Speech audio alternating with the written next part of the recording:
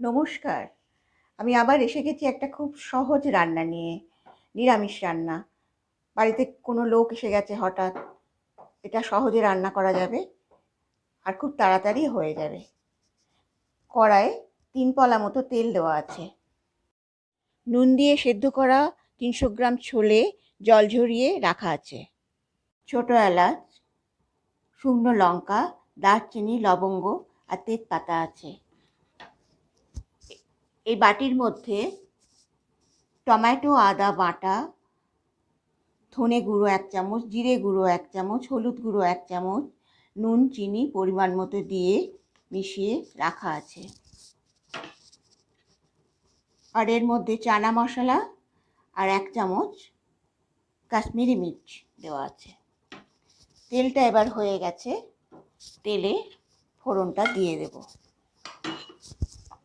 বন্ধুরা, মশলাটা এবার ভাজা হয়ে গেছে, দেখুন তেল ছেড়ে দিয়েছে। এবার ছোলেটা কড়ার মধ্যে আস্তে করে ঢেলে দিন।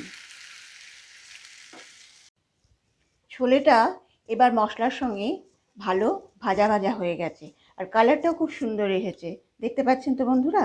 এবার মাঝখানটা একটু জায়গা করে নিয়ে মশলা ধোয়ার জলটা 1 বাটি মতন মাঝখানে দিয়ে দিন। বন্ধুরা দেখুন জল একদম শুকিয়ে গেছে। এবার 4 চামচ টক দই ভালো করে ফেটিয়ে তাতে 1 হাতা দুধ দিয়ে একসঙ্গে ফেটিয়ে ঢেলে দিন। তরকারিটা হয়ে গেছে। এবার কতগুলি লঙ্কা তরকারির মধ্যে দিয়ে দিন। মেশানো গুঁড়ো মশলাটা তরকারিতে দিয়ে নাড়ুন।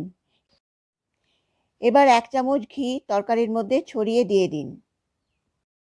বন্ধুরা, রেডি আমাদের ছোলে। আমাদের প্লিজ সাবস্ক্রাইব করুন। আর এটা রুটি, পরোটা আর লুচি দিয়ে খেতে বেশি ভালো লাগবে।